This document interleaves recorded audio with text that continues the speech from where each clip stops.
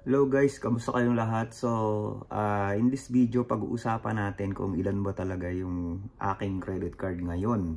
Okay?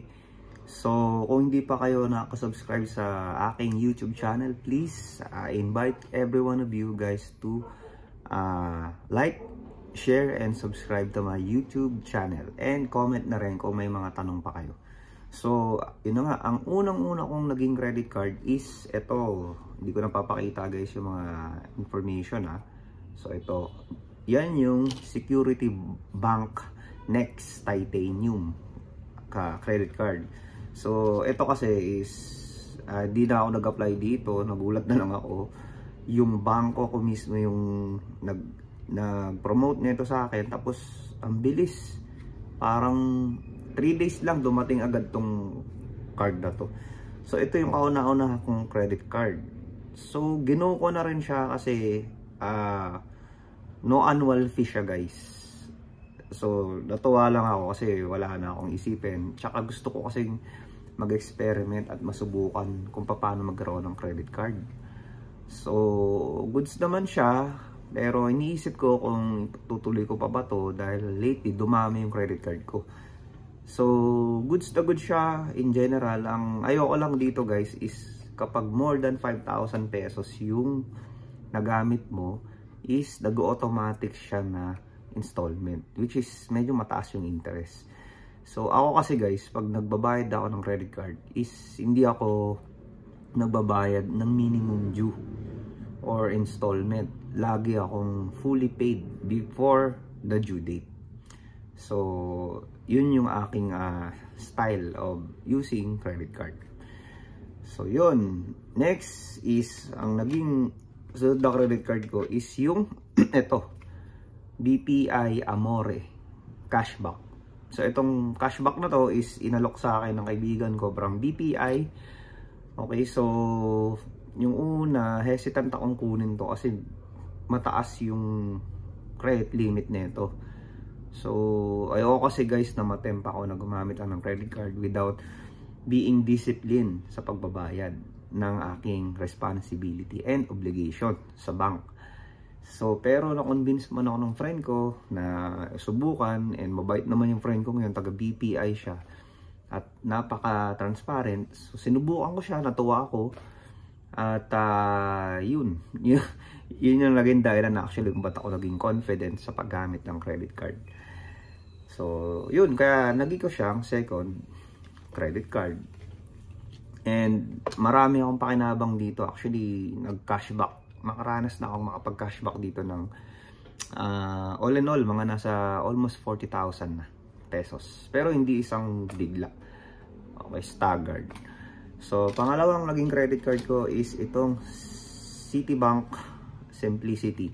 Itong Citibank Simplicity, wala sa plano to guys. Inalok lang to sa akin sa mall. So, I doubt talaga na makakapasa ako at makulit yung agent. So, pinagbigyan ko na lang kasi alam ko naman sa sales na may quota sila. Nakakaawa naman. So, tulong ko na lang yun. Pero, at the back of my mind, alam kong hindi ako makakapasa. Pero nagulat ako. Nakapasa ako.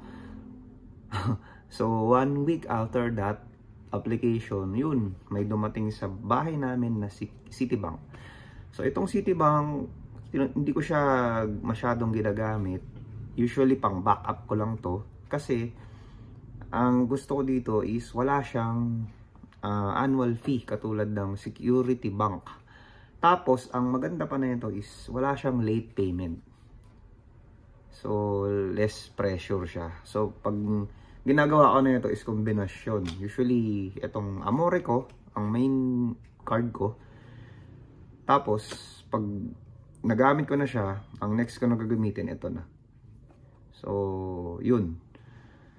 Pero most of the time, yung BPI ko. Kasi, ang problema kasi dito, ang ganda na ito guys. Ang ayoko lang dito is wala siyang capability to earn points or cashback. Wala lang, parang may credit card ka lang. So, sayang naman yung benefits. So, yun. Okay siya in general. Wala akong masabi. Yun lang, hindi siya nag-generate ng points.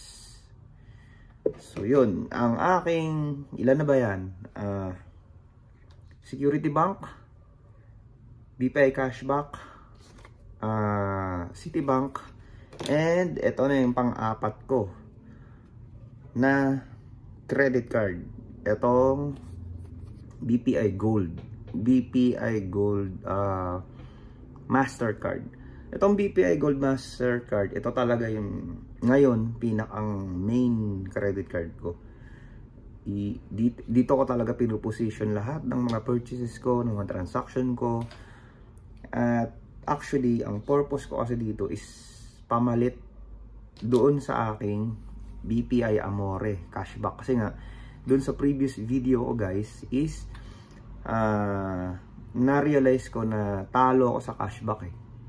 Kasi the more na ginagamit mo siya, ang laki na ng usage mo doon, maximum 15,000 lang yung kayang ibalik sa'yo ng bank.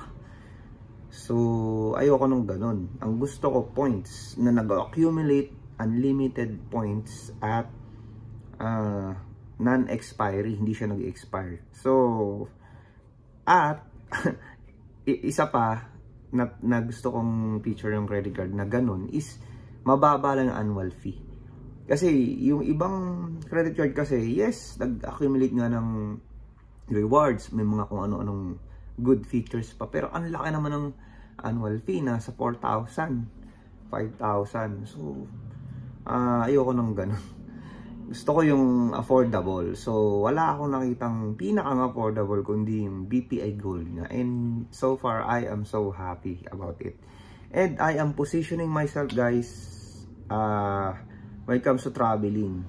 I believe one day baka mag-travel tayo. So, malaking bagay yung convenience na idudulot ng credit card. At the same time, yung ability mo to earn points. So, pwede ka magkaroon ng discount and free ticket and accommodation kapag naipon na yung iyong credit card points.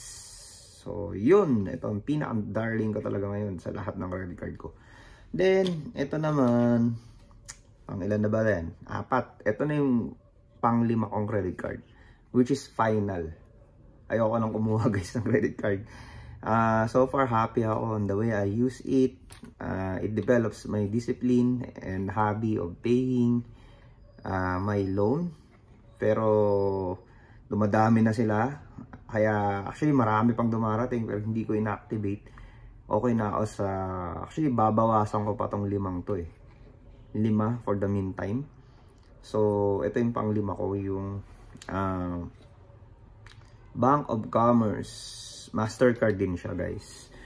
Bank of Commerce, again, hindi siya planado.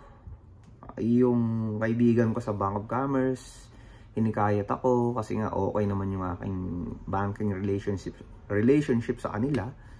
So, natuwa sila and sabi nila, itry ko daw. So, di ko alam ba't nila ako napapayag. So, kaya trinay ko, okay naman siya. Para siyang kahawig ng BPI Gold eh. Almost the same features. The difference is mas malaki lang talaga yung credit limit ng BPI Gold ko. Tapos, mababa naman yung annual fee niya. So, let's see. Tignan natin. Okay? Pero, happy ako so far. Wala akong masabi. It has also a capability to earn points. Pero ngayon, sabi ko nga, I am thinking to lessen my credit card. Magpo-focus lang ako siguro 3 or 4 lang talaga maximum. So, I am thinking of letting go maybe itong Citibank. Okay, kasi itong Citibank is binili na pala to ng Union Bank Philippines. So, wala naman akong account sa Union Bank. And wala akong planong magbukas in the near future sa Union Bank. And ayoko kasi guys na meron akong credit card na hindi naman, wala naman akong bank doon. Wala naman akong account. So, yes, baka i-drop ko to kahit maganda to. Okay? At pinag-iisipan ko rin i-drop yung nahulog na drop ng literal itong Amore ko or Security Bank.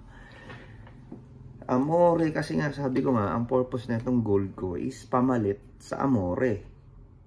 So, dapat mawala itong Amore. Pero, iniisip ko rin kung tatanggalin ko itong Citibank, either bitawan ko itong Security Bank, or i-upgrade ko siya sa talagang regular credit card. Kasi ito ano lang to entry level credit card lang to. Hindi pa talaga siya full-fledged. Then, I have 3 credit card na functioning instead of 5. So, yun yung iniisip ko guys. Kasi itong Bank of Commerce, BPI, and Security Bank, ito yung primary bank ko talaga na madalas akong nagtatransact. Although meron akong BDO, ano pa ba? BDO and Maybank. And soon, I may have a land bank account. So, yun. Dami, no? Pero, i-reveal ko sa inyo yung purpose ko. Ba't marami akong bank? Okay? At yung iba, sinasabi nila na wag mong ilagay yung pera mo sa bank. Pero ako, iba yung practice ko dyan. At iba yung mentality ko naman dyan. So, on the next video, sasabihin ko sa inyo kung bakit ganun yung ginagawa ko. Marami akong bank. Pero ayokong damihan yung credit card ko. Siguro 3 lang. Okay? So, yun guys, ang sagot ko kung ilan ang aking credit card. As of now is I have 5. Pero plano kong bawasan ng 2 or 3. So, what do you think about guys? Gusto nyo bang gumamit ng credit card? Natatakot ba kayong gumamit ng credit card? May mga tanong ba kayo about sa credit card? So, if meron, please don't hesitate to comment, to ask me. Pag may time ako, pwede ko siyang sagutin. And follow my TikTok account na rin for quick updates about credit card investment, business, and opportunity to earn. Okay, so yun lang guys. Yun yung gusto kong i-share sa inyo. And please subscribe. Thank you so much and God bless.